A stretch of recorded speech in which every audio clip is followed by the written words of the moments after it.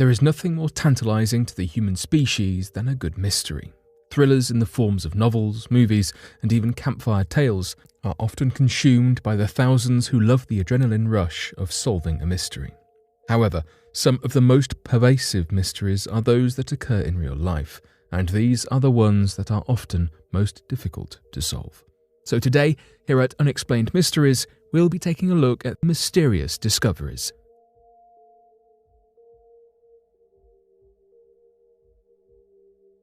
The UFO sighting of USS Trepang.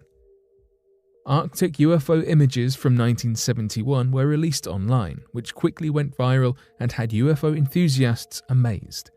The images released were taken from the USS Trepang SSN 674 submarine, as it made its way between Iceland and Norway Jan Mayen Island. Various UFO enthusiasts claim the photographs are the definitive proof of a secret US aircraft test, while others online have claimed that the object seen in the photos is an alien craft, looking for places to drill for oil and mine Earth's resources. Alex Mistretta, a paranormal investigator, studied the images when they were first released, after they appeared in the French paranormal magazine Top Secret, according to the Black Vault. Mistretta claims his sources notified him that the pictures had been taken from the US submarine, with the admiral on board at the time, Dean Reynolds. It's unknown how these images managed to end up being published in a French magazine, given that they were taken by the crew on board the submarine and were presumably stored in the US military archives. Official records do seem to reinforce the validity of the claim, but the information is so readily available that many have called the evidence into question and claim it does nothing to certify the validity of the images. An inscription on one of the photos reads, "Official photograph not to be released, CT." Another reads, "Unauthorized disclosure subject, security certificate SSN 674, criminal sanction." Online commenters suggested all the images may be of a single object that has the ability to shapeshift. They are an odd selection of pictures that feature types of UFOs that have been regularly spotted by witnesses in all parts of the world, said Nigel Watson, author of the UFO Investigations Manual. Airship or long-shaped crafts have been reported since 1896, when there was a significant increase of phantom airship sightings throughout the USA. Nigel Watson notes how explorer Benjamin Trueblood found this when he began a polar expedition in 1908. The Eskimos he met were eager to talk about sighting an airship.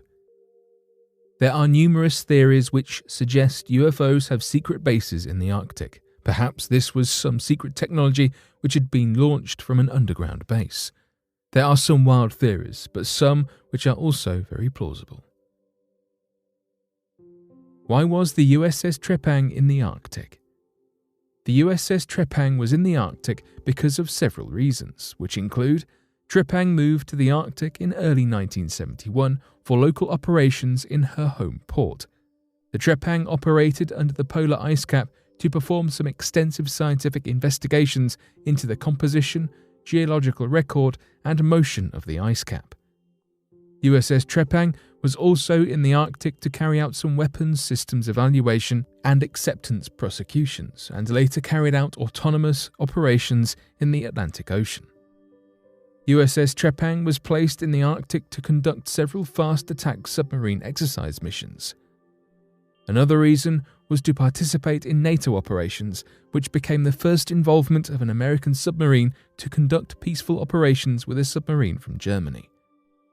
Other missions and milestones included Trepang was to carry out a weapons operations test on Florida's coast and complete a nuclear technical proficiency inspection before returning to London.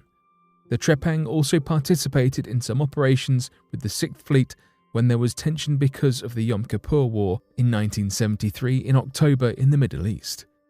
This was before going back to London for the regular post-deployment stand-down, leave time and upkeep. To participate in the Carabec 17 exercise in the Caribbean, where the vessel was to undertake a variety of exercises that included the inspection of the submarine's technical proficiency.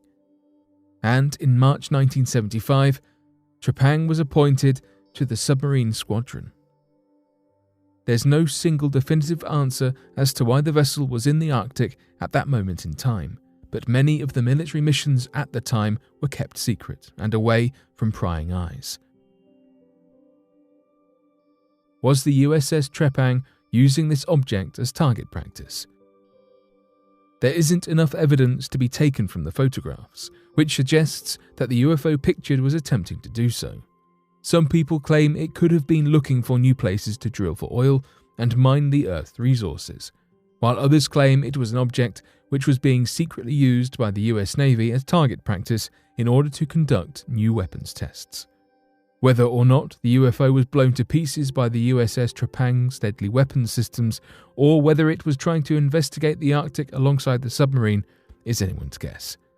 The United States military also reported that the object was a weather balloon, even though the newspaper's photographs suggested contrary to the report. A very similar situation to the one that the US military found themselves in at Roswell. Weather balloons seem to be an easy way out for the US military when it comes to explaining possible UFO sightings. Some more imaginative reports claim that bodies were recovered from the craft. Latex-skinned victims with aluminium bones fell from the atmosphere and were immediately picked up by the military. The aluminium bones were said to be of alien origin. Those who had witnessed the earlier sightings at Roswell saw the military action as a government cover-up of a secret mission. As for the Air Force, the dummies were a means of experimenting with new ways in which pilots can withstand falls. According to some studies, it is said that 50 years later, after the Roswell occurrence, the military published a report confiding that the wreckage at Roswell was a portion of the Mogul project, which was a private atomic intelligence undertaking. Likewise, in the Soviet Union, secret military missile tests were often the cause of most of the UFO sightings. In 1948, the UFO sightings went up, which prompted the US Air Force to start investigations on the statements known as Project Signs. During that time, there was the tension of the Cold War. Most researchers who were involved in the Trepang sightings claim that the unidentified flying object was a sophisticated Soviet airliner. However, some studies say that the sightings might be a craft from another world. Although there is not much evidence of what the UFOs are, most people usually wonder why there are so many sightings near nuclear spots. The Robertson panel came up with some conclusions after a thorough investigation of the UFO sightings. One is that 90% of those sightings can be associated with the meteorological and astronomical occurrences such as iron clouds, meteors, bright planets, stars, and auroras. The second abduction was that the sights might be some earthly objects, balloons, searchlights, birds, among others. The report also said that there is no security threat posed by the UFOs. A portion of this report was kept confidential until 1979, and this prolonged privacy duration fueled several suspicions of a government cover-up. Area 51 is also a place where UFO sightings are a common occurrence, and some documents show that this area was home to different Cold War projects. Oxcart was devoted to coming up with a spy airliner that would be undetectable, so that it could be used to retrieve important data while completely invisible to radar.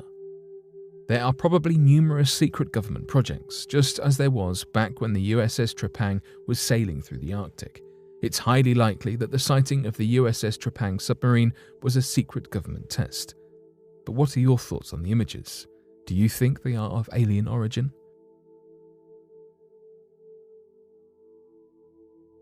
Egyptian pyramids found by infrared satellite images. In 1798, Napoleon Bonaparte invaded Egypt and brought more than 150 scientists and scholars who fanned out across Egypt, mapping archaeological sites from Alexandria to Aswan. Not long ago, an American research team announced that it has succeeded in a high-tech follow-on to Bonaparte's Grand Survey.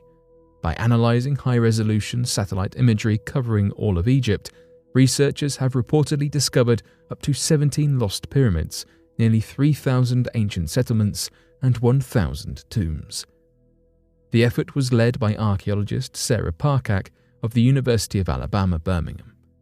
In the wake of the finds, The Egyptian government agreed to work with Parcak and other American researchers to develop a nationwide satellite imagery project to monitor archaeological sites from space and protect them from looting and illegal house construction and other encroachments. We are going to be teaching young Egyptians how to look at the satellite data and analyze it so they can keep an eye on these sites, Parcak says.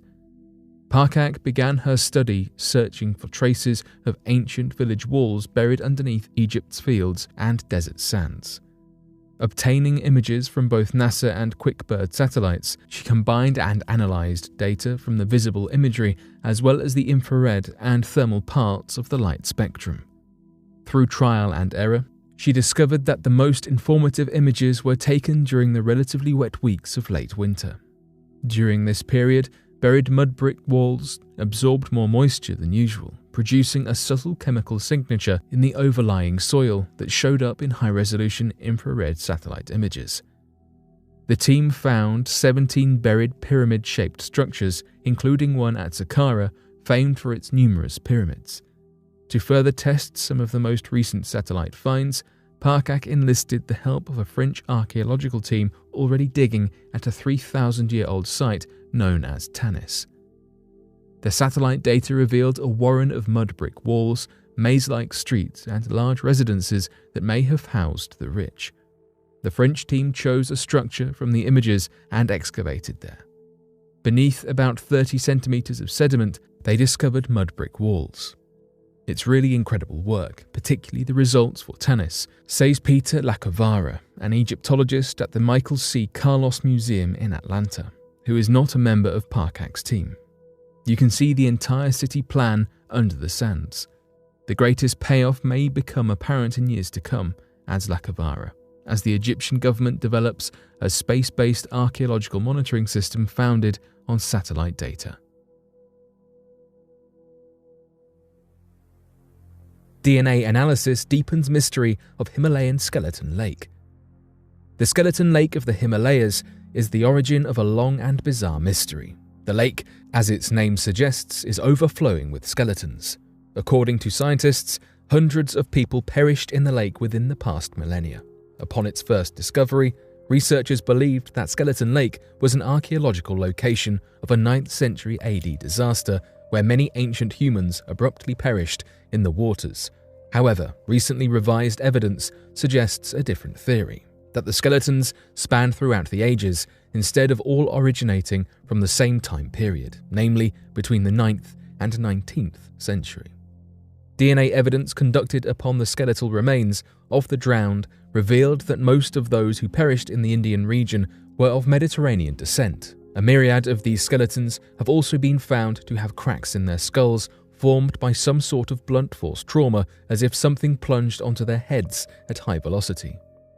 Niraj Rai of the Indian Birbal Sahni Institute of Paleosciences has stated about the phenomenon. Rupkund Lake has long been subject to speculation about who these individuals were, what brought them to Rupkund Lake, and how they lost their lives. It is important to note that the lake was not property found until the conflict of 1942. The story goes that British forces discovered Rupkund Lake and believed the countless number of skeletons were the unfortunate result of Japanese attacks, which was proven incorrect once future analysis on the cadavers was completed and their bones stemmed back to the 9th century. It is now thought that perhaps two similar tragic events at different points in time caused the people to perish. The first of these events is thought to have happened somewhere between the 7th and 10th century. The second catastrophic event likely occurred somewhere between the 17th and 20th century to two separate groups of people, possibly Southeast Asian and Mediterranean travelers or merchants. Dean Harney of Harvard University has claimed that the team working on the discovery were extremely surprised by the genetics of the Rupkund skeletons. The presence of individuals with ancestries typically associated with the Eastern Mediterranean suggests that Rupkund Lake was not just a site of local interest, but instead drew visitors from across the globe.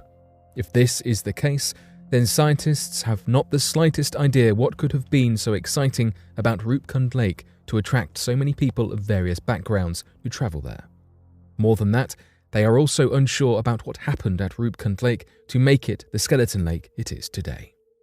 A co-author to the study, David Reich states it raises the striking question of how migrants from the Eastern Mediterranean, who have an ancestry profile that is extremely atypical of the region today, passed away in this place only a few hundred years ago. Archaeologists are still searching for the truth, baffled by the mystery. The mystery of the mostly harmless hiker has been solved.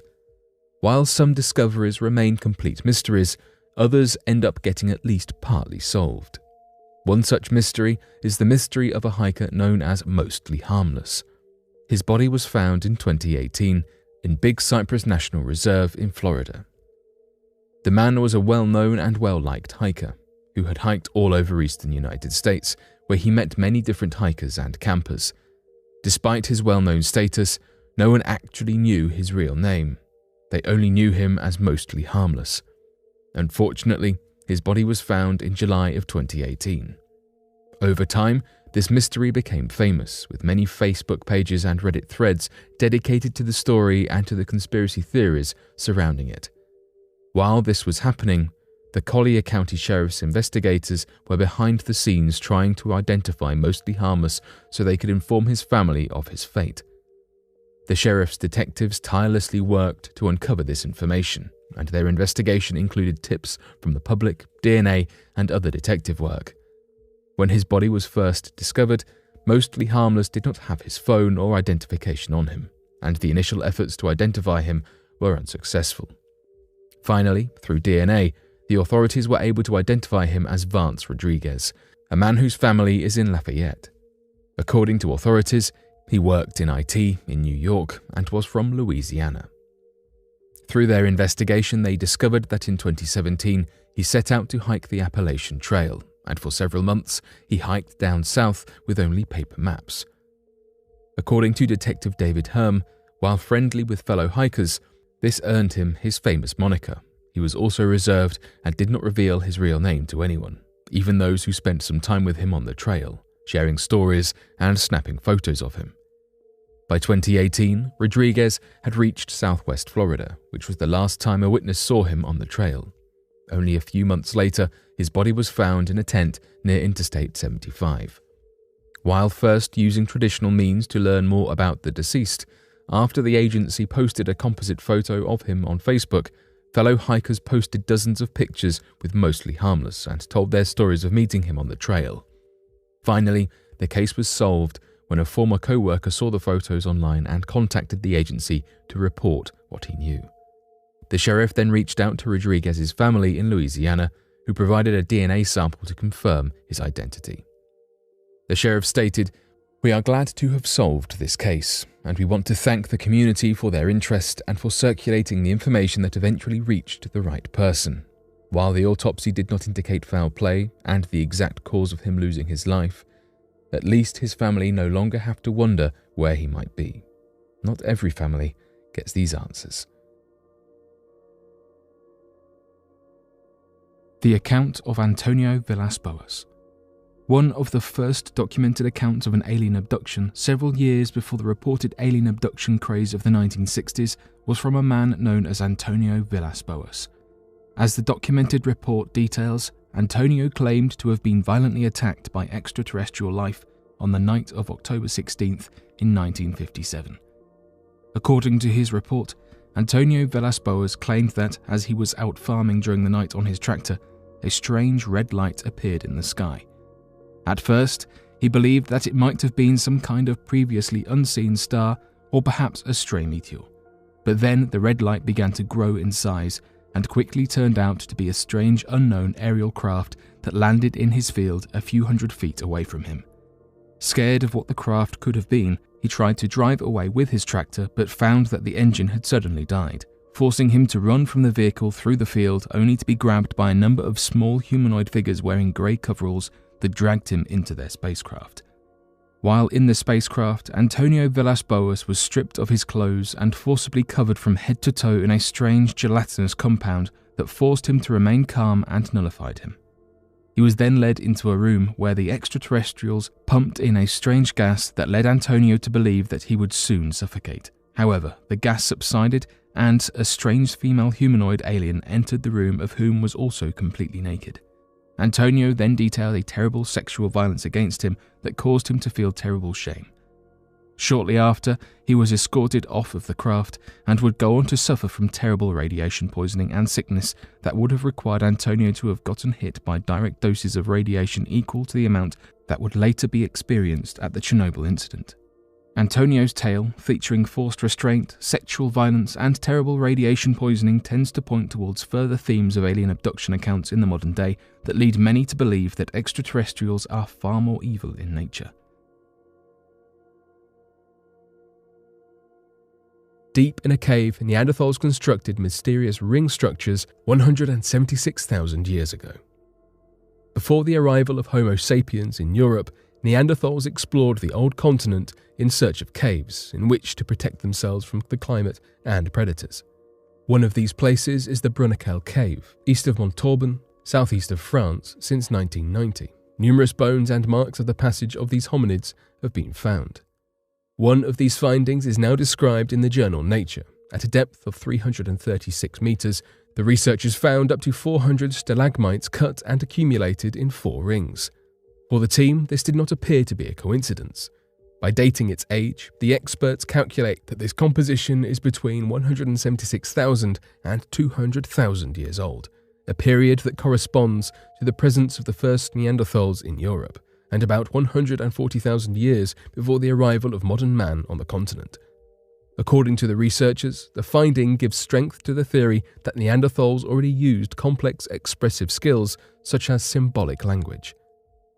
These structures, called speleofacts by scientists, accumulate a total weight of 2.2 tons and 112 meters in length. The Neanderthals aligned them in 4 rows of circles and stacked them, after tearing them from the cave wall. The realization of the rings was carefully planned, say the researchers, because they used stalagmites of similar size. To avoid collapse, the figures were propped up. In addition, traces of construction elements and traces on the walls from which the stalagmites were extracted have been found in the area. But the meaning and function of this composition is a mystery. Being located in the depth of the cave, where light barely reaches, the team, led by Jacques Jabeur, professor of prehistory at the University of Bordeaux in France, suggests that it could have ritual purposes, but does not rule out that the Neanderthals used this space to store the water that filtered through the walls. This discovery astonishes researchers, as it is not only the oldest evidence of the Neanderthals' building capacity, but also of their control of fire before the arrival of Homo sapiens in Europe. The Money Pit and the Inscribed Stone. In 1795, an exciting discovery was made upon Oak Island by 16-year-old Daniel McGuinness. McGuinness had been adventuring over to Oak Island for a fishing trip when he stumbled across a tree with markings upon it, which evidently were not natural. Beneath the tree, a depression could be seen, with some neighbouring trees having been removed. Some retellings say it was this that indicated, at least to Daniel McGuinness, that something may be buried beneath, though others point to a block-hand tackle hanging from the limb of a tree being the factor that encouraged further exploration of the unusual site. McGuinness, with the aid of 2 friends, got to digging, despite the speculation as to other reasons. Presumably the motivating factor to investigate the site is the piracy history of Oak Island. Between 1690 and 1730, Oak Island was described as being in the golden age of piracy, according to the Maritime Museum of the Atlantic. With Nova Scotia having very few European settlements within the 18th century, it was common knowledge that pirates would frequent the seas and land surrounding Oak Island, and so presumably Oak Island itself. With Oak Island being relatively uninhabited, it was the perfect place for these pirates to leave their treasures, with a famous confirmed example being Captain William Kidd, who admittedly buried his wealth in 1699. As the boys dug, they began to uncover a layer of flagstone. Though despite initial excitement, beneath it was only more dirt. Further investigation led the boys to find rotten wooden timbers that had been driven into the tunnel wall at approximately 10 feet deep. The same discovery was made again at 20 feet. These barriers continued to appear at regular intervals, blocking the teenage team from success. Eventually, the team decided to halt their excavation, having found very little, and return in 2 weeks' time when their mission met a similar end. Years later, in 1804, a significantly larger group returned to conduct a formal excavation, eventually revealing a pit, which many theorized was created to conceal jewels or other items of monetary value. Once the team hit 90 feet deep into the money pit, a granite stone was discovered. This stone had some rather peculiar inscription symbols that, even to this day, have never been successfully translated. Whilst this stone is yet to be cracked, many guesses and partial suggestions have been made, with the leading theory being that this stone's mysterious message translates to 40 feet below, £2 million are buried, a translation presented by Leitchi, a professor of languages at Dalhousie University. This message might simply be some hopeful souls feeling optimistic as to Oak Island's legends of treasure existing, or may give us another clue and place us one step closer to the fortune we suspect is hidden. The key to the code is believed to be found within Edgar Allan Poe's The Gold Bug, as this code appears to form the coherent sentence above.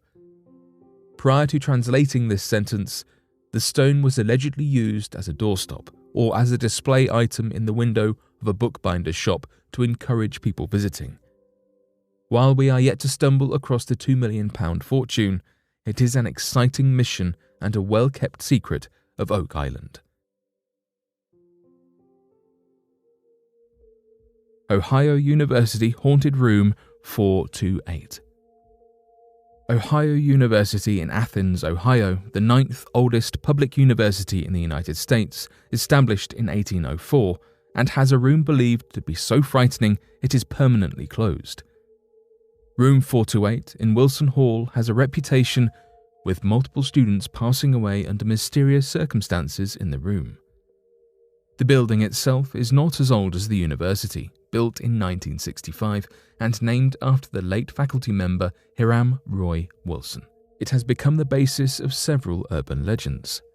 In the 1970s, a male student reportedly passed away in room 428, with little revealed about how he lost his life, with some believing it is his ghost haunting the room.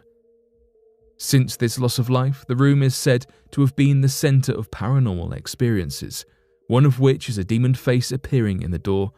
Even when the door is changed, the face returns. A second student is believed to have passed away in room 428, a female student that was practicing astral projection in the room. Her behavior apparently became unusual, and an obsession with the occult grew, with many different tales of her behavior circulating. It is believed that the female student passed away in a violent way while partaking in occult practices. Some stories say that the female took her own life, while other sources say something paranormal happened. After the female passed away, the university sealed the room permanently, saying it was uninhabitable. Students that have lived in this room reported paranormal occurrences and poltergeist reports, such as objects flying across the room, strange voices, and footsteps. There are multiple legends as to why room 428 and Wilson Hall are at the center of paranormal activity. One theory notes that Wilson Hall is in the center of 5 cemeteries that creates a pentagram. Another legend suggests that Wilson Hall is built on top of an old cemetery. Different sources suggest different cemeteries. One believes it is a Native American burial ground. Another states that it is an early cemetery for the Athens Mental Institute, also known as the Athens Lunatic Asylum. The Athens Mental Institute, built in 1867, is now part of Ohio University, and the complex is called the Ridges, which is also believed to be haunted. While the reason for its haunting is the source of legends, room 428 of Wilson Hall is still not used for any students, with noises still being heard and paranormal experiences still happening near the room. It will likely remain a ghost story told around campus. Hiker rescued after a man on Twitter located him from a photo of his feet. Rene Compine was a 46-year-old who embarked on a hike through the mountains in Southern California. He was in contact with his friends, even sending them a picture of his feet dangling off a ledge, but after several hours passed with no further communication from Compine, his friends reported him missing to the police and search teams were dispatched. Unfortunately, the police did not have much to go on as they began the search. Compine's friends were not sure exactly which trail or region he was hiking in, and it appeared that his phone was out of charge as texts and calls were not going through. He had also disabled the location services on his phone, so officials were not able to track his last known location from the texts that he had sent. All that they had to base their search off was the low-resolution photo that he had sent his friends, containing only his legs and some rocks, with no defining features or landmarks whatsoever. As lead after lead ran out and the search parties yielded nothing, police took to Twitter to ask for assistance. They posted the somewhat grainy photo with the caption, "Are you an avid hiker in the Mount Waterman area? Search and rescue teams need help locating a missing hiker." He sent this picture to a friend. His car was found near Buckhorn Campground trailhead. Call us if you recognize the area pictured below. They posted the picture in the hope that someone who trekked the area regularly would be familiar enough with the landscape to be able to identify the region from the small amount included in the photo. However, they ended up being helped by someone who had never been on the trail before in his life. Benjamin Kuo, or A16YR as he is known on Twitter, is a ham radio operator who instantly began working on determining the location of Compine's photo. "I've got a very weird hobby, which is I love taking a look at photos and figuring out where they're taken." He began combing through satellite footage and 3D terrain maps of the area, searching for formations that matched up with those that were in the background of the photo. Amazingly, he was able to narrow it down to very specific coordinates, which was where he believed Compine was when he took the photo. He posted these results to Twitter and contacted the Los Angeles Sheriff's Department, who then began narrowing their search according to Kuo's findings. The search and rescue team flew helicopters at low altitudes through the area, which was covered with a dense fog, and finally found Compine, who was unharmed and airlifted to safety. Although he suffered no injuries, Compine was desperate to be found at the time of his rescue, telling Kuo, "I crazy appreciate what you did. I really don't know if I could make it there another day. It was just so cold." He had taken a wrong turn and ended up lost due to recent wildfires in the area that had burned down some of the signs indicating the path of the trail. Kuo's amazing job finding the location of the photo could have very well saved Compine's life, as police and search parties had no idea where in the vast and dense California hiking area he had gone missing in, and it could have taken weeks to eventually find him. There is no doubt that he owes his rescue to Kuo's strange hobby and his knowledge and use of available technology. Robert Horahan's disappearance.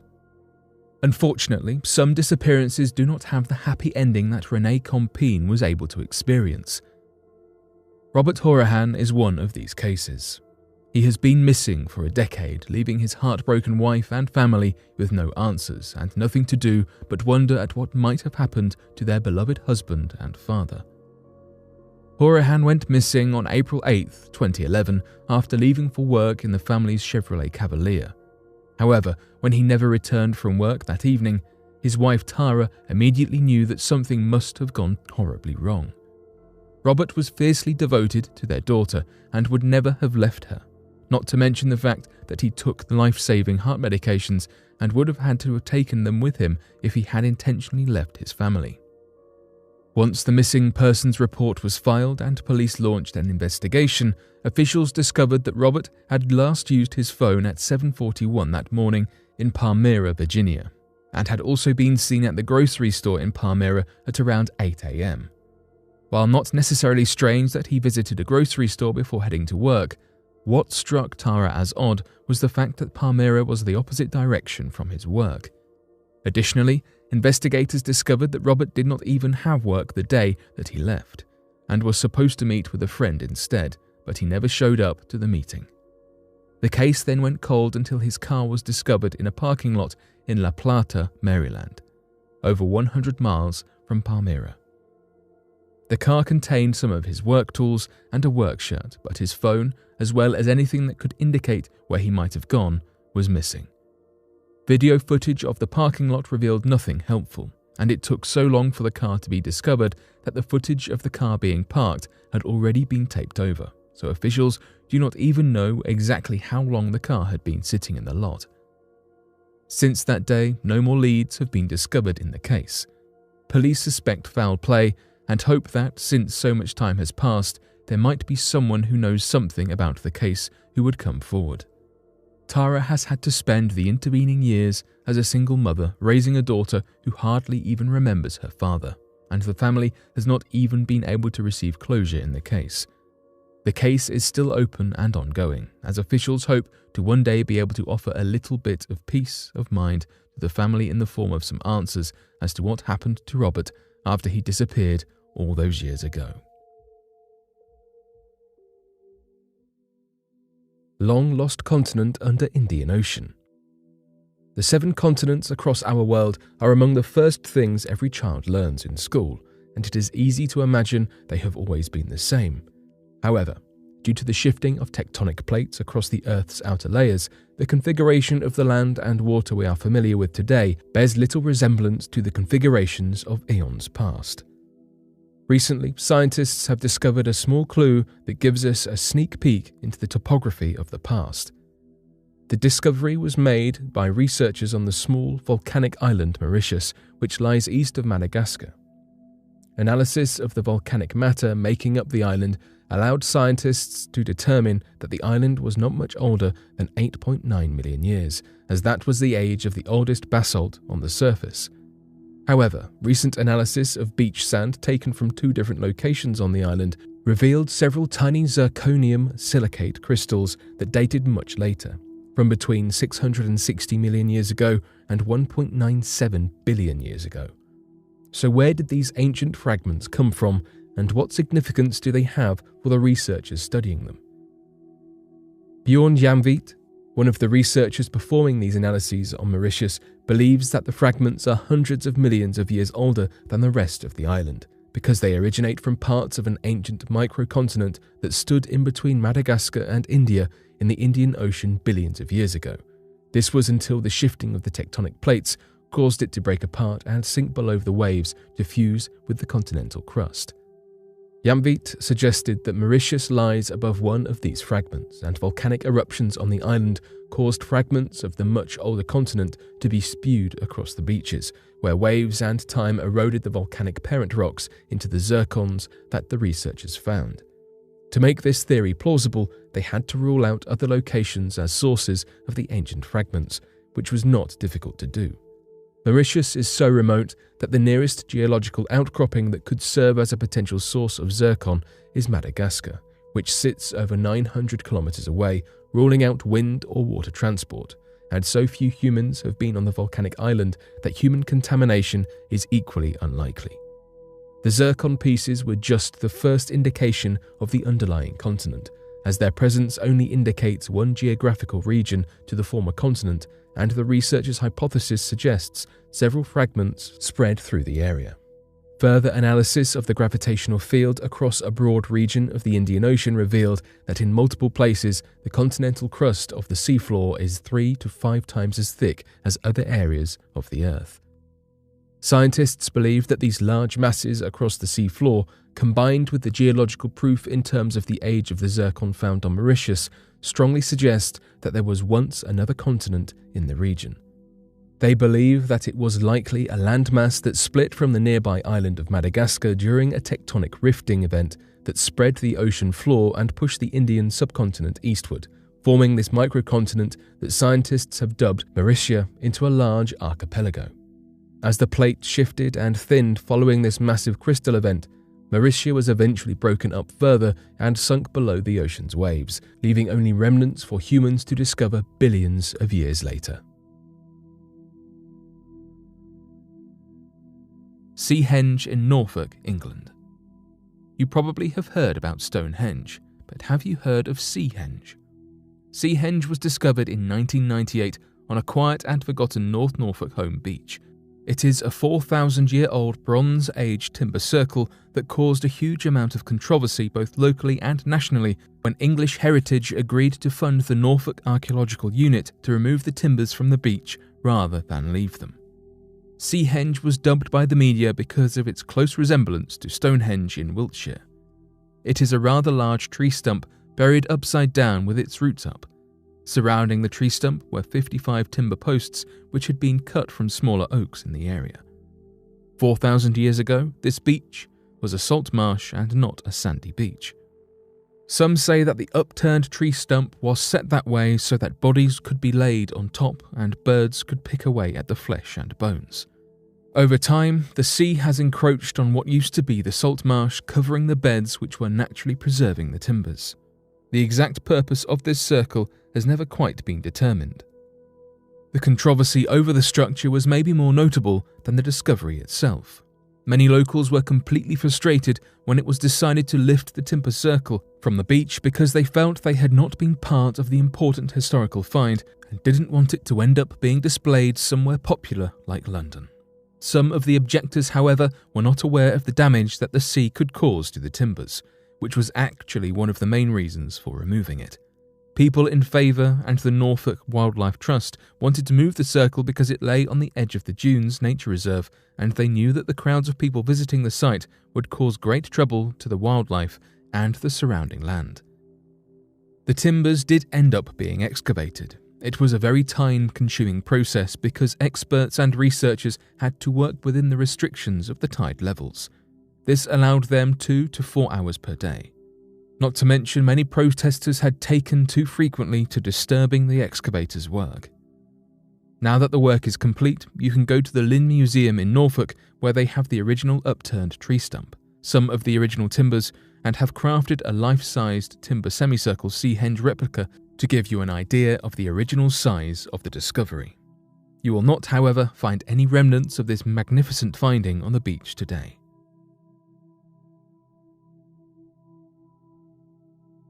Kidnapped by Bigfoot. The year was 1924. The gold rush may have been over, but that did not stop Swedish immigrant Albert Ostman from giving gold prospecting a go. After spending years in construction and logging, Ostman decided it was time for something different, and he thought he might as well get a little vacation out of it while he was at it. He had heard of a rumour of a gold mine near Toba Inlet, near Vancouver, Canada. The area was lush with trees and surrounded by mountains, the perfect getaway from his recent year-long construction job. He hired a local indigenous man as a guide to the head of the Toba Inlet. The guide was a talkative man and told Ostman tales of the area. One tale even involved the rumoured gold mine. According to him, there was a heavy-drinking white man who would come and go from the mine, always having gold to spare. But one time, he never came back from the mine. They suspected a Sasquatch had killed him. He described the creatures as having hair all over their bodies, but they stood upright like people. And they were big, approximately 8 feet tall, big enough to leave 2-foot-long tracks. Ostman had never heard of such a creature and brushed the tale aside as folklore. Once the guide had dropped him at a site at the head of the inlet, Ostman asked him to come back for him in 3 weeks. He would camp back at that particular spot once he was finished with his prospecting trip. Over the next week, he worked his way over 10 miles into the wilderness on the hunt for the elusive gold mine. After some time, he came to a spot that he deemed perfect for his permanent setup. He was only there a single night when strange things started to occur. Ostman awoke, after a deep and heavy sleep, to discover that his entire campsite had been disturbed. He hadn't heard anything the night before and simply blamed it on an animal. On night 2, his backpack had been dumped out. He noted that food had been taken. Instead of going out to look for gold, Ostman hung around the camp, hoping to catch a glimpse at the culprit. But nothing showed itself.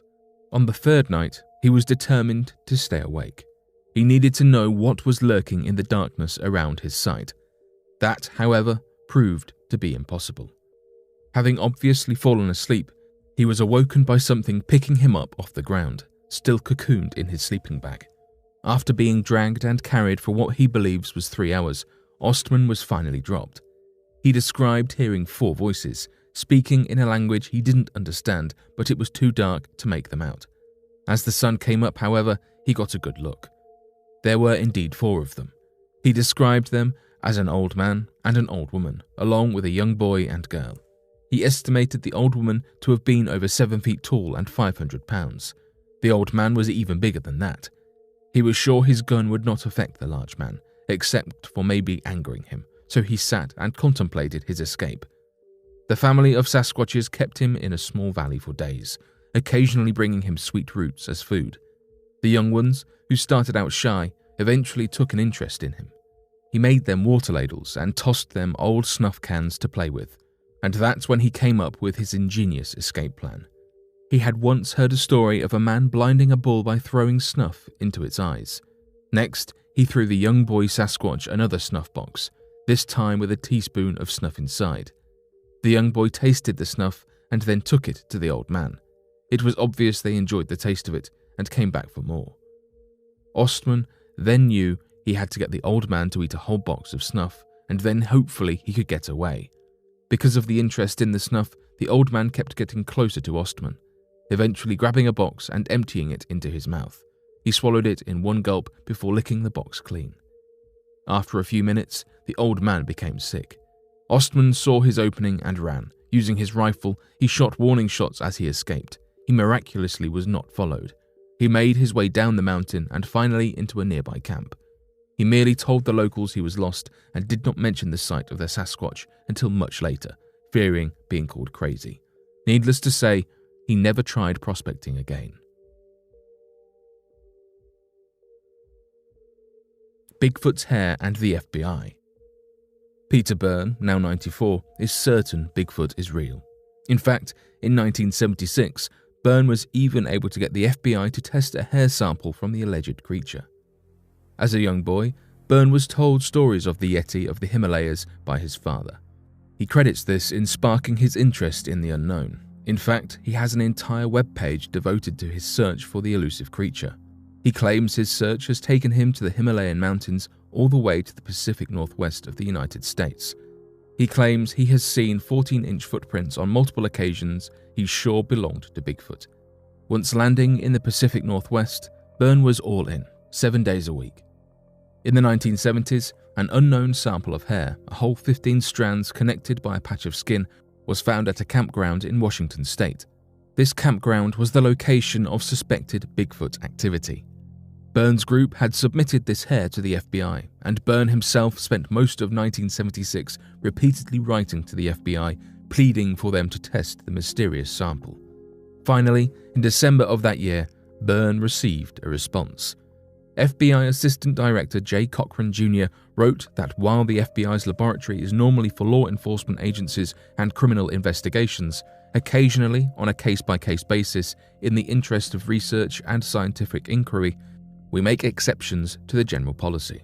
Cochran then decided to have the hair tested. After countless letters and endless waiting, the results were back. The FBI had determined the hair was from the deer family. You would think that this would discourage Byrne. However, that is not the case. Even after all this time, he is determined to find Bigfoot. When asked if he had ever spotted one, Byrne answered a remorseful no, but that his very good friend had seen one recently. Although it's down to more of a hobby than a full-time job now, even at the age of 94, Byrne keeps searching for his childhood Yeti. The bones in Whale Valley are still a mystery. Our world has no shortage of strange and intriguing biological findings. Surely the first person to find a dinosaur fossil was equal parts thrilled and petrified. Even now, witnessing a strange or unusual fossil finding can cause the most modern educated head to spin. Whale Valley is one of the strangest and most mysterious fossil sites in the world. Located in the deserts of western Egypt, Whale Valley is a genuine graveyard littered with hundreds of fossils, some of which are entire skeletal structures. Under the careful watch of expert scientists, many of these skeletons have been fully exhumed and put together, each of them telling a fascinating story. Unbelievably well preserved, these bones seem to represent a species frozen in time, Archaeoceti or ancient whales with legs. As hard as it may be to imagine, these bones belong to some kind of ancient semi-aquatic mammal that most closely resembles a whale with legs. The deserted area of Whale Valley is an archaeological site filled with evidence of a species at a very specific time in their evolution, answering some questions while inspiring so many more. These remains seem to suggest that whales were once land animals that slowly morphed into oceanic animals, eventually evolving into the mammals we know of today. 40 million years ago, long before humans ever roamed the earth, lived four-legged whales that travelled both in and out of water. They were large, long creatures with sharp teeth, suggesting a carnivorous diet, a far cry from the lumbering, docile whales that fill our oceans today. They roamed the land and the sea, experiencing the world like few creatures get to do. But there are still so many unanswered questions. What necessitated the change from semi-aquatic to fully aquatic? What did the life of an amphibious, four-legged whale look like? Why is Western Egypt, once a vast sea, now a seemingly endless desert? The only way to find out is to keep looking, learning, and researching. We may never know all the details surrounding the skeletal structures preserved in Whale Valley, but if it can help us understand our world even a little bit better, it will all be worth it. Zhang Heng's earthquake device.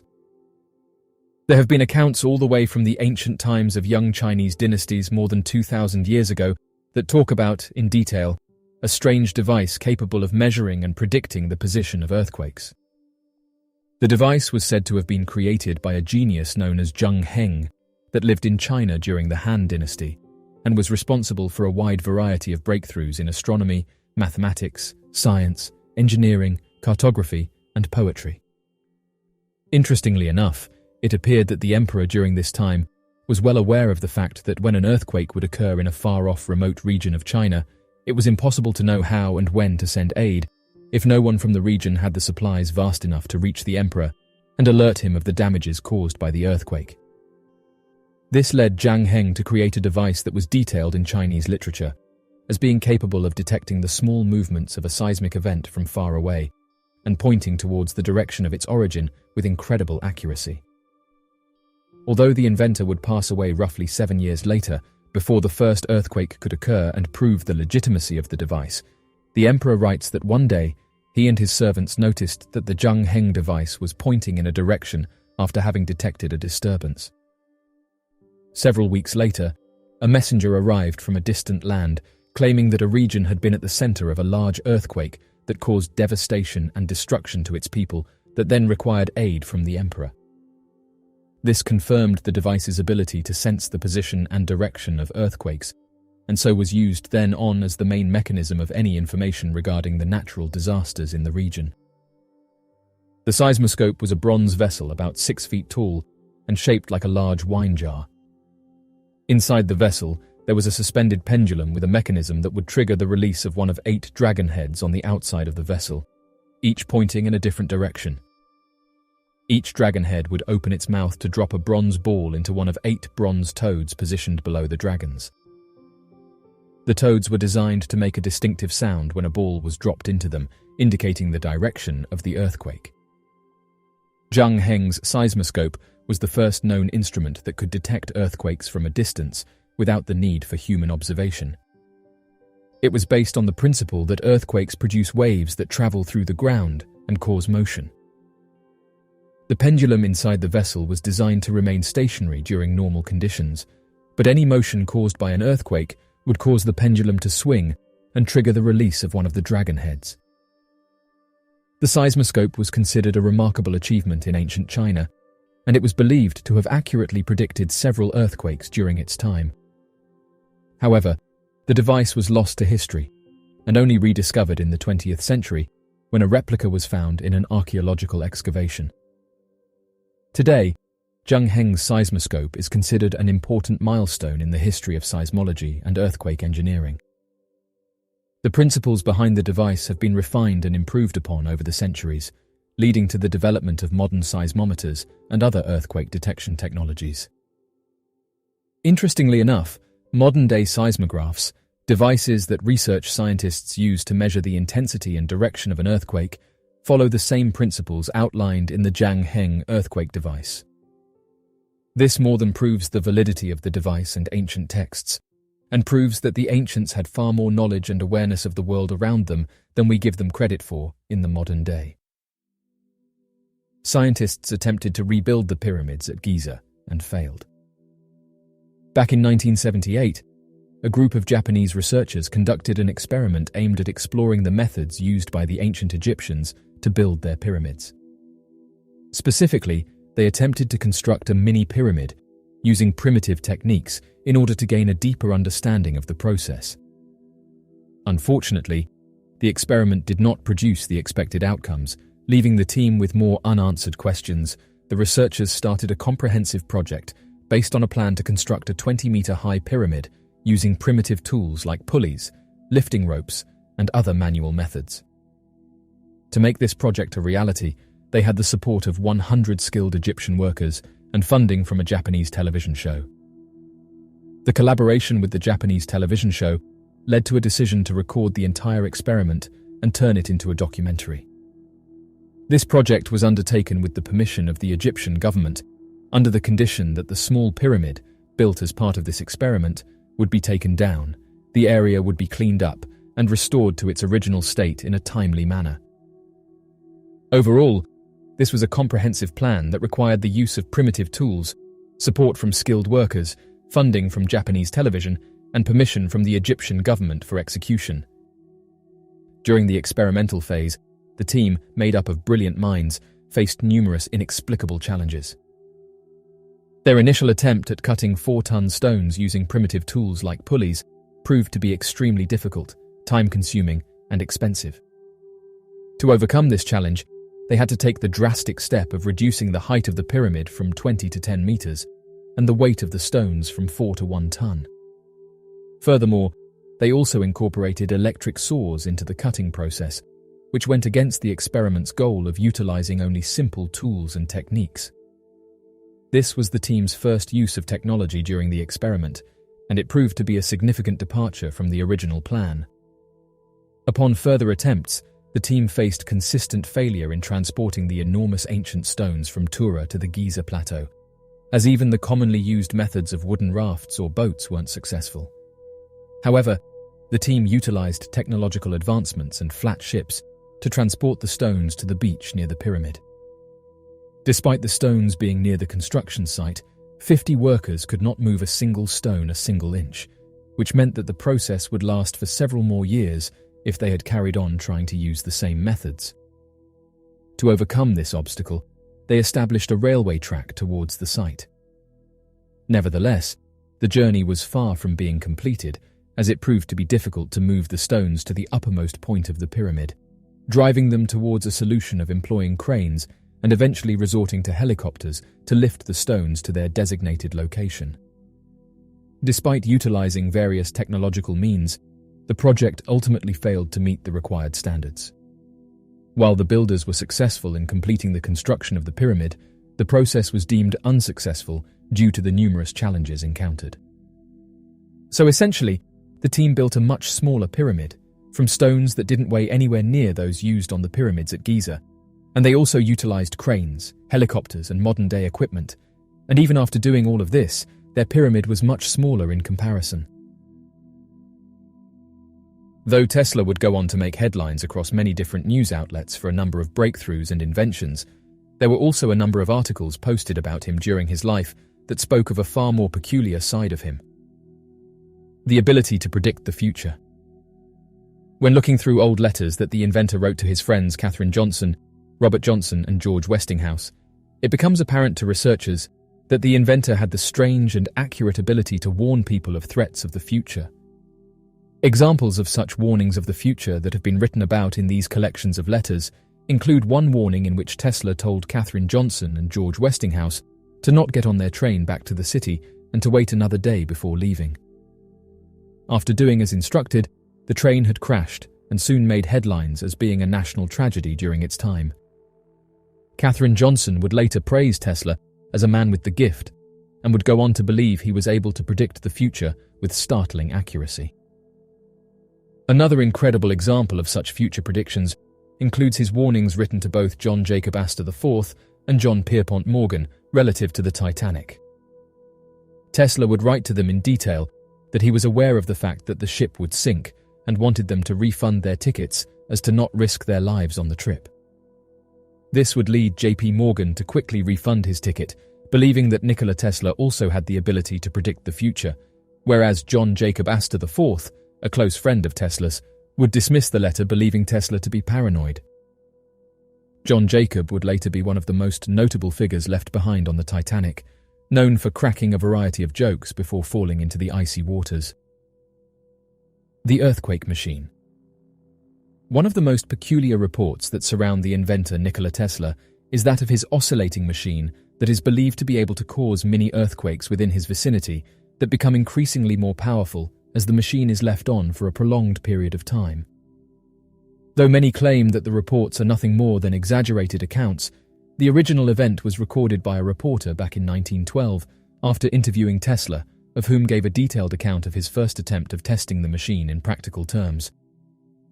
According to the inventor himself, he brought a small version of his oscillating device, no larger than an alarm clock, and attached it to the steel framework of a building still undergoing construction. After adjusting the oscillator, the building began to tremble, and the steel workers all across the structure quickly came down, believing that an earthquake had just occurred. The police had been called shortly after, as an investigation quickly began, causing Tesla to quickly retrieve his device and leaving shortly after. Although many now believe that the story was made up by Nikola Tesla for nothing more than additional media attention, others disagree given the fact that, theoretically, if an oscillating device could match the resonance frequency of an object, it could begin to cause it to vibrate and tear apart, similar to that of a violin shattering a crystal glass. The mysterious radio signal from space. Looking through the many letters that Nikola Tesla had written to friends and colleagues shows that the eccentric inventor had a firm belief in that of advanced life. This belief came from his rather interesting claims that he had engaged with radio communications with an advanced civilization from the Martian surface that was sending him numbers and other brief messages for him to decode. The strange fact that led to the most credence surrounding this theory is that of Tesla's invention of the radio device, far before any other inventor was nearing the creation of such a device. This means that though Tesla would be the first human to have created the radio, there were others well aware of the use of radio waves to communicate with Tesla when his device was first completed. According to the claim, Tesla wrote extensively in his notes that when he made the first radio capable of receiving and broadcasting his signal, as soon as he turned on the device, he could already hear another person's voice on the other side. He would later go on to claim that the people transmitting him a signal were those of beings living on the surface of Mars, and that they were attempting to make first contact with him. This was only made more eerie, as Nikola Tesla wrote that this voice was that of a man calling out his name, saying, "Tesla, 1, 2, 3, over and over again, before the signal cut out entirely." Many researchers speculate that this signal could have been nothing more than background radiation, misinterpreted by the inventor, that was caused by a solar wind of the sun. However, many believe that perhaps something far more creepy could have been going on in the background. No explanation for this strange occurrence has been provided, and still many more speculate that perhaps Nikola Tesla made contact with something not quite human. Ranging from advanced beings to time travelers, many seem hell-bent on trying to discover the root cause of Nikola Tesla's first received broadcasts. In history, it is often remembered that alchemists were nothing more than crazed mystics that were ostracized by the academic scholars and scientists of their time, only to later show evidence of their discoveries that would be quickly renamed and adopted by scientists as chemistry, while those going by the name of alchemy were still at the forces of ridicule. It appears that, for the special case of Nikola Tesla, the very same story applies to the inventor as well. Tesla had often been referred to as a mystic throughout his life, believing in a number of strange theories, and sometimes even magical beliefs that led to him being considered an outcast by the academic community of his time, as well as being ridiculed by his professor during his time spent at a university. This ridicule would also carry over into his career, as he would often discuss, on length, the concept of the ether.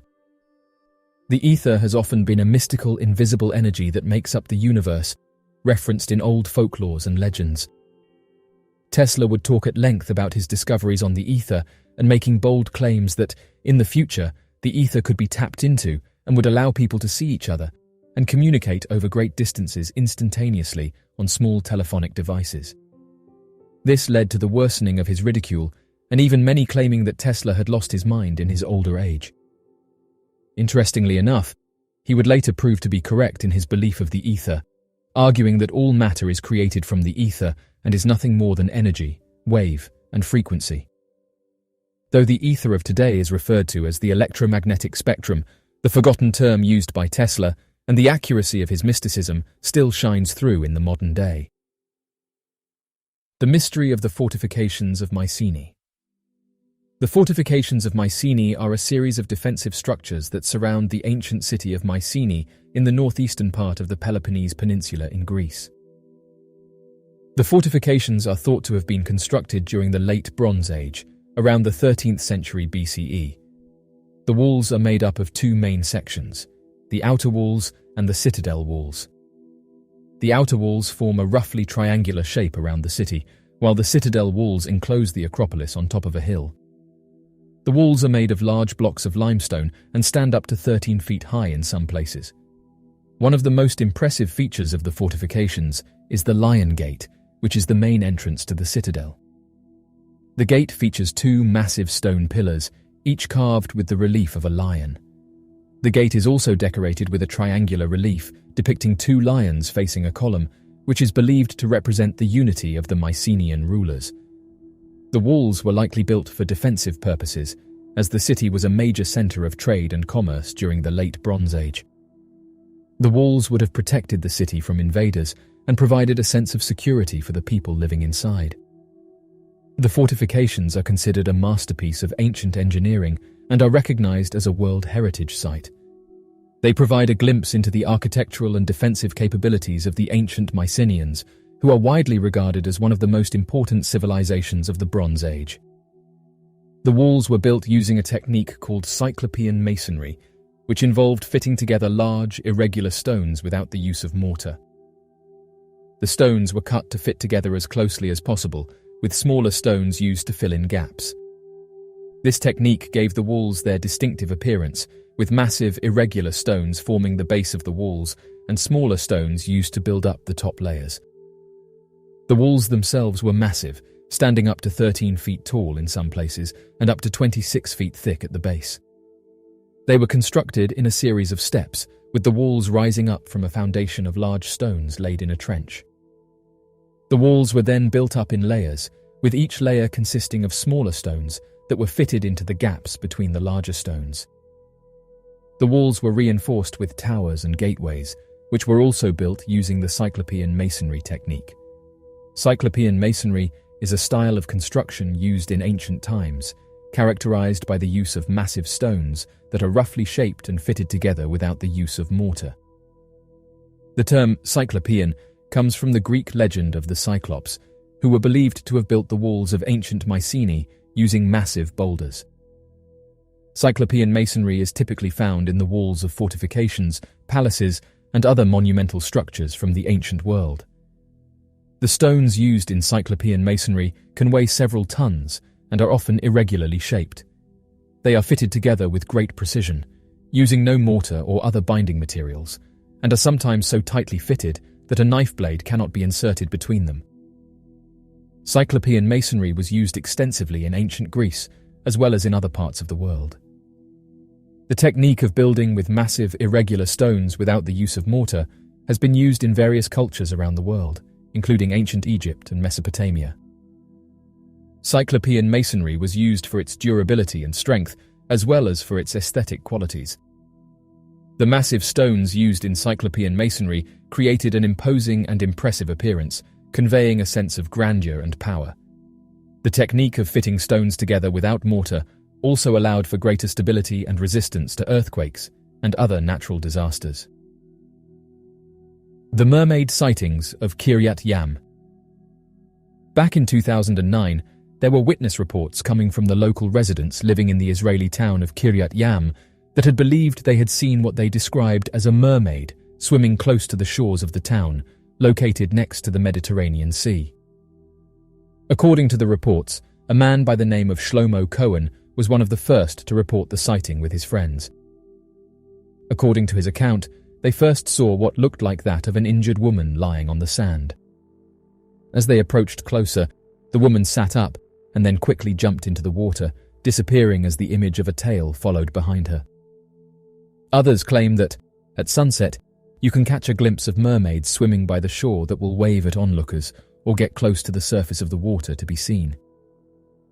Interestingly enough, the increased number of these sightings have left researchers in the town wondering what could be causing these strange sightings. In order to get to the bottom of the claims, the town has offered a $1 million reward for anyone of whom can gather evidence as to the creature's origin and likeness. This has led a number of different researchers, tourists and enthusiasts racing to try to uncover the cause of these sightings and what could very well be the truth behind the accounts.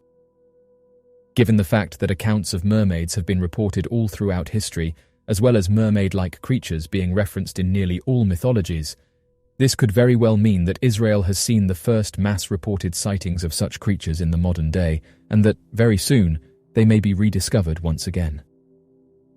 The first reported sightings of mermaids date back to ancient Assyria, around 900 BC, where they were depicted as half-human and half-fish creatures in artwork and mythology. However, the most famous and enduring mermaid legends come from Greek mythology, where they were known as sirens and were said to lure sailors to their doom with their enchanting songs.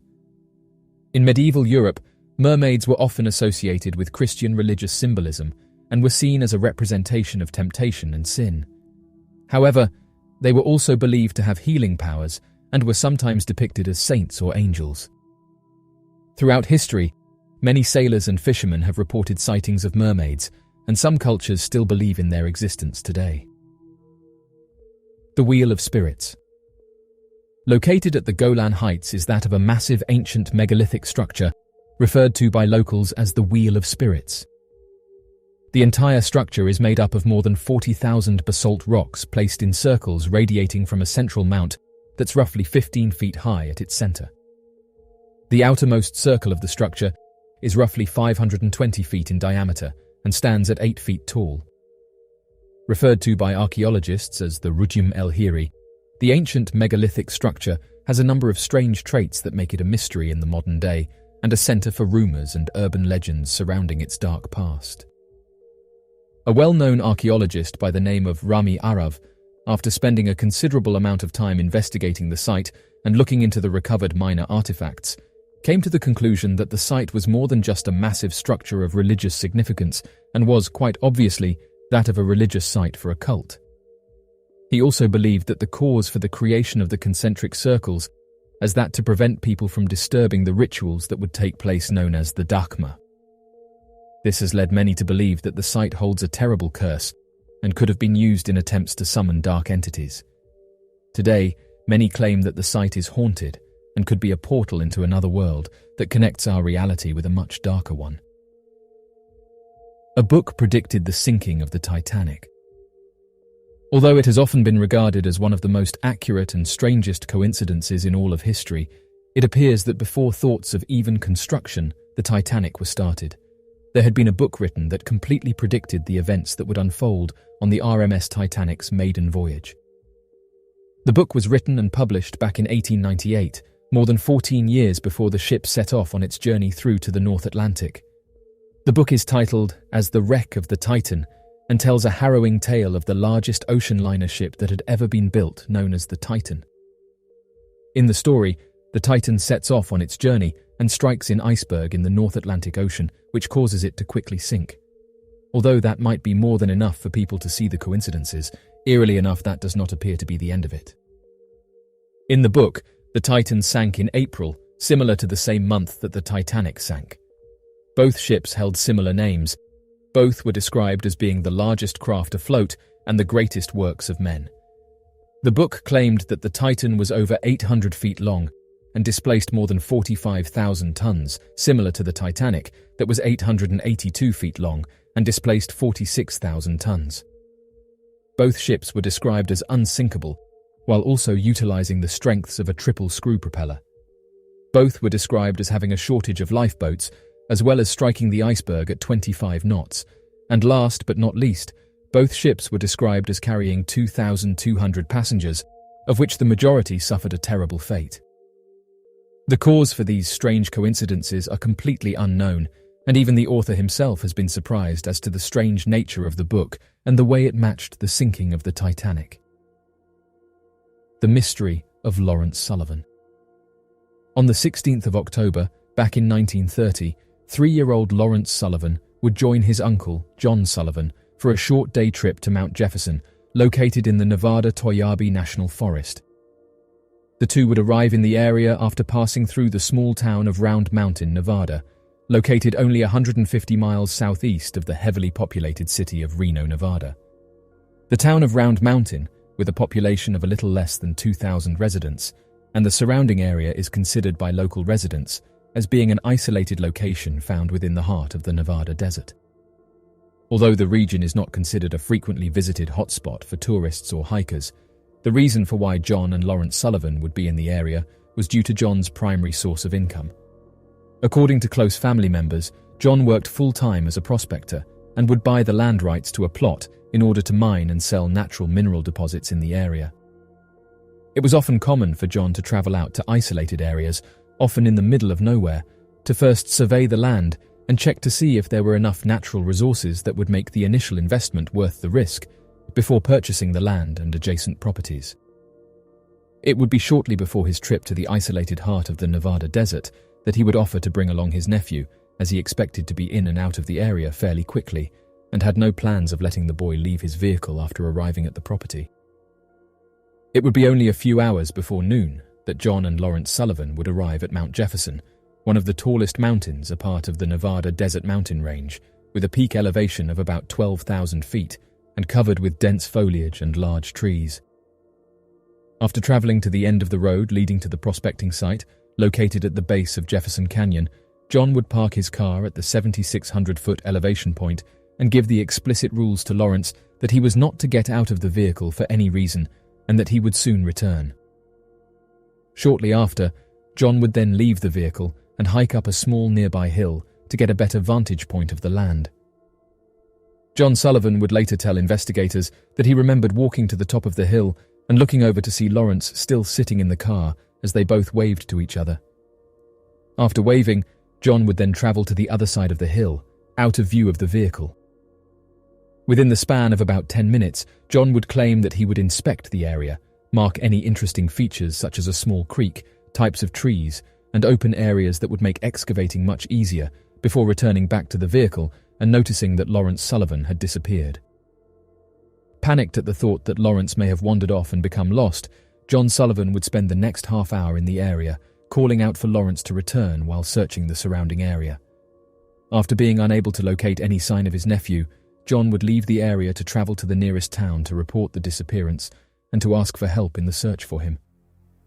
Investigators would first report to the area, looking in the general vicinity where John Sullivan had claimed to wave at Lawrence on the small hill, believing that Lawrence had most likely exited the vehicle after seeing his uncle wave to him and travelled to the small mound to find his uncle. Although the uncle would tell investigators that it was highly unlikely that he had merely missed Lawrence, as he called out to him several times and searched the area, there were not many other options for Lawrence to have travelled. According to investigators, the area where Lawrence had vanished, referred to as the Jefferson Canyon, was an extremely rugged valley that was nearly completely encircled by steep mountains on almost all sides. Given the fact that Lawrence was aware of John's location, it seemed most likely to investigators that he had travelled in the same direction. Volunteers would join the search, travelling from the nearby towns of Tonopah, Manhattan, and Round Mountain, including close family and friends from all over the state. It would not be long for the search parties to reach over 100 volunteers as local sheriff deputies and soldiers from a nearby military base organised the search and rescue operations and recruited an increasing number of local residents to assist in the search for Lawrence. Unfortunately for the search and rescue volunteers, the first day of searching for Lawrence would yield no signs of his recovery. Investigators would spend the first day of Lawrence's disappearance looking in the valley and downhill from the location, yet would find no sign of him. On the second day, One of the search and rescue volunteers would instead decide to travel up from the valley into a more difficult-to-access location found in the upper northern valley. While traveling through the area, he would locate a small ball cap that looked as if it could have belonged to the boy.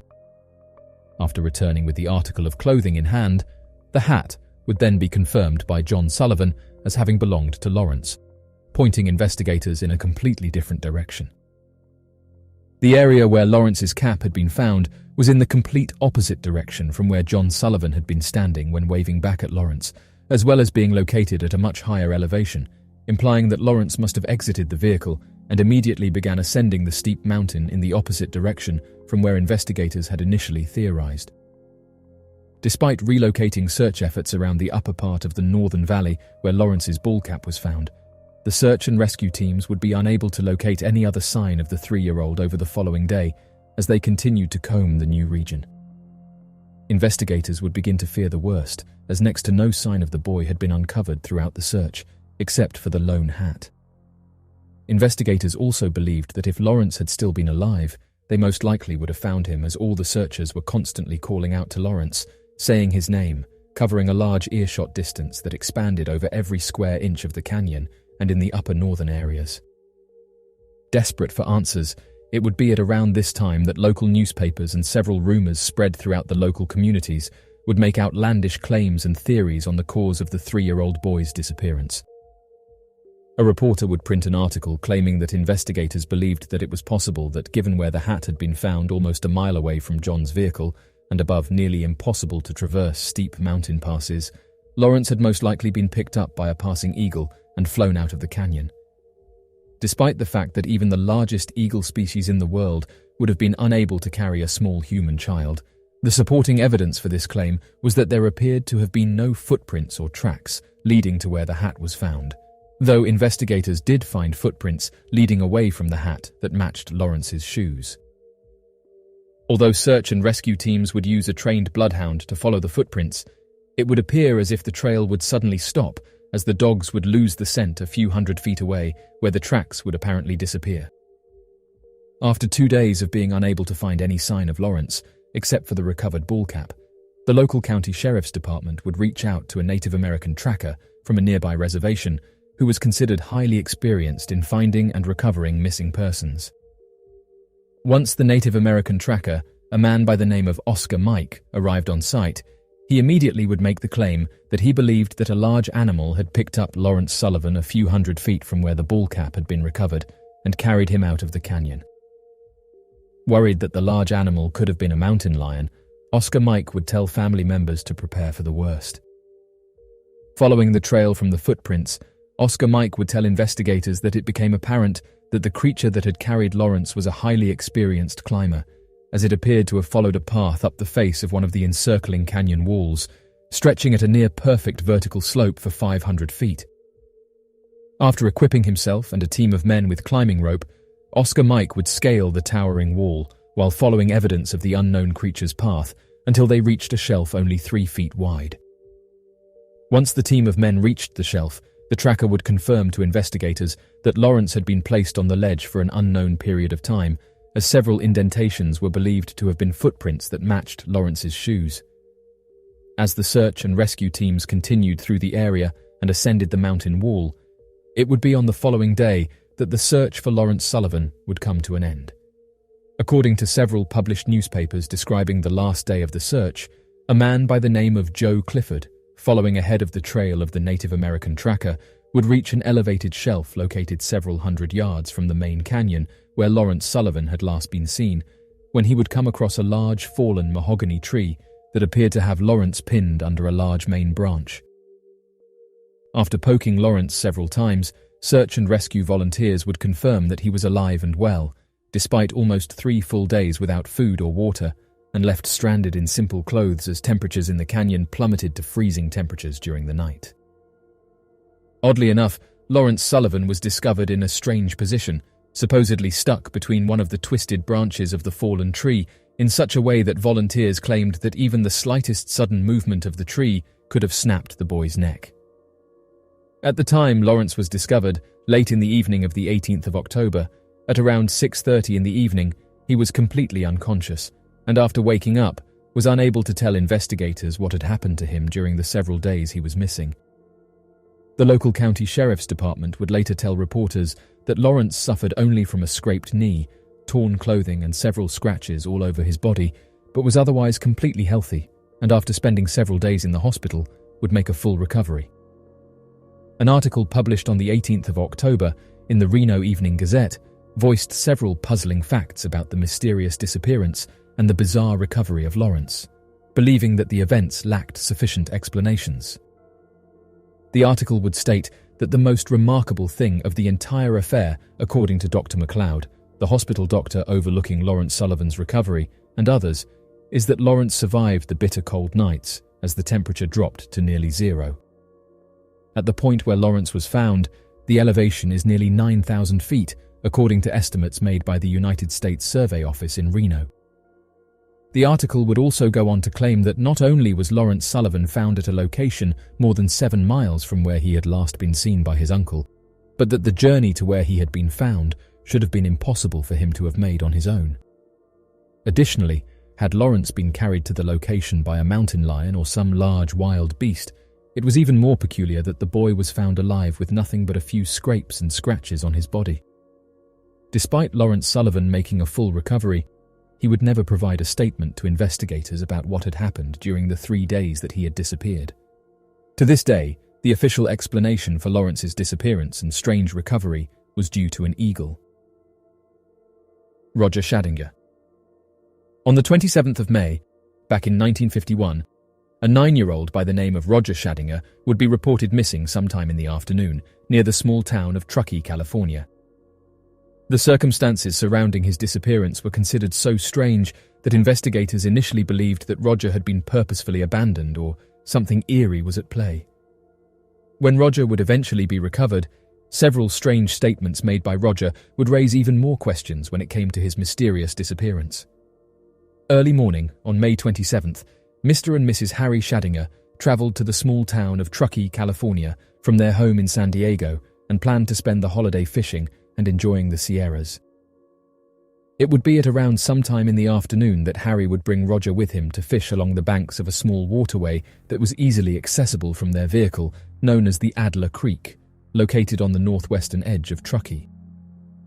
Although easily accessible, the location of the bank of Adler Creek is considered one of the more isolated regions, resting at a height of about 6,600 feet in elevation, and rests right at the edge of the desolate, expansive wilderness of the Sierras to the northwest. While the two were fishing, Harry spent the majority of the time showing Roger how the equipment worked and trying to find an ideal spot where the fish were biting. Once in an ideal location, and with both of them standing a few feet away from each other, Harry and Roger talked about the trip and different plans they had for the holidays. However, after a few minutes, Harry suddenly noticed that Roger was quiet for a lot longer than normal, and so turned to where Roger had been standing but was unable to find him.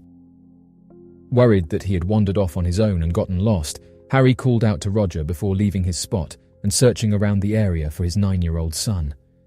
After searching and calling his name for about 30 minutes, Harry started to realize that his son had completely disappeared, causing him to immediately get in contact with the local law enforcement agencies to ask for assistance in locating Roger. Shortly after being contacted, the Placer County Sheriff's Office and the Truckee City Police would join the family in searching for Roger that would include several hundred volunteers. Deputies, police officers, firefighter departments, community members, hikers, campers, and local residents would all join in the search for Roger before the end of the day and would cover a massive radius before nightfall. After the search teams covered the entire area surrounding where Harry and Roger had been fishing, as well as combing the river to make sure that Roger had not drowned, the teams were confident that Roger was nowhere in the area and decided to expand their search and begin to explore in less likely areas. Additionally, by this point in time, search and rescue volunteers had been using the father's strategy and were yelling Roger's name, hoping to get a response of any kind, but were unable to find or hear any sign of him. As nightfall came and temperatures began to plummet, investigators and volunteers began to worry that if Roger had fallen into water or gotten wet from any of the small lakes that littered the region, he could potentially suffer from hypothermia and be unable to find shelter. As their concerns continued to grow, the sheriff's department decided to try a bizarre strategy in order to locate the boy that defies common sense. At the time of the disappearance, rumors of the boy's strange vanishing began to circulate around the town, with many residents of Truckee believing that the cause of the boy's disappearance was far more supernatural in origin than a boy just getting lost in the wilderness. It would be due to these superstitious claims and desperation in finding the boy that the Placer County sheriff would turn to a Native American shaman for advice. According to several news articles covering the incident, a special Native American tracker had been brought in by the sheriff, who was originally from the town of Stillwater, Nevada.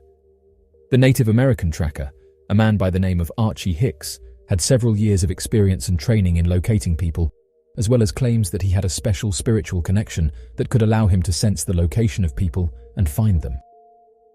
Oddly enough, 28 hours after Roger had disappeared, the Native American tracker would recover Roger more than 9 miles away from where he had last been seen, and more than 1,000 feet higher in elevation. According to the official search efforts, shortly after arriving in the area, Archie Hicks traveled to an area where search criteria claimed that it would be highly unlikely for Roger to be at. Despite these claims, Archie Hicks believed that Roger would be found at a much higher elevation and would tell others that he could sense that Roger was in the area more than 9 miles away from where he had last been seen. Traveling alone to the area, Archie Hicks's spiritual hunch would be proven correct, and he would find Roger in perfect condition asleep on the ridge of the closest mountain at an elevation of 7,600 feet. Despite having tracked and found Roger himself, Archie Hicks was also surprised to have him, and would later tell several news sources about a short conversation he had with Roger to better understand why he was in that location. It seemed to defy logic that Roger would travel through the roughest terrain in the area and travel uphill into a desolate area, and so when Archie Hicks would talk with Roger, he was desperate to get adequate answers about his strange decisions.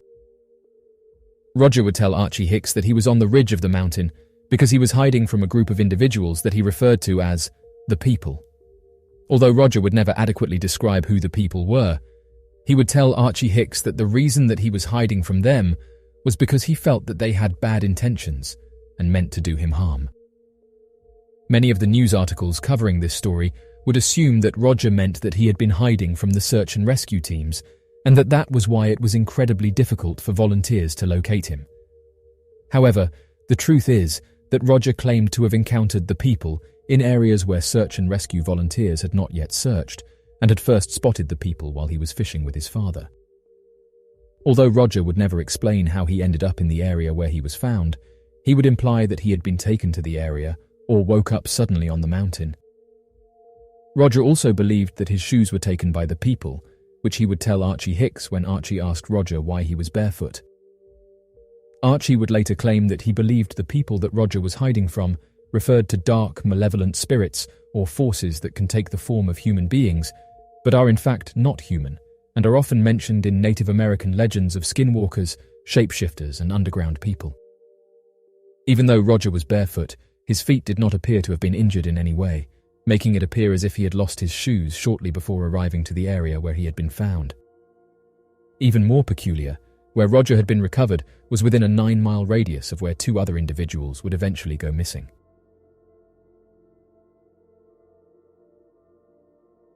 So, what do you make of these unsolved mysteries? Be sure to leave your questions and answers in the comment section below and help us to grow this community while working to solve these unexplained mysteries. Thank you for watching, and don't forget to subscribe for more videos.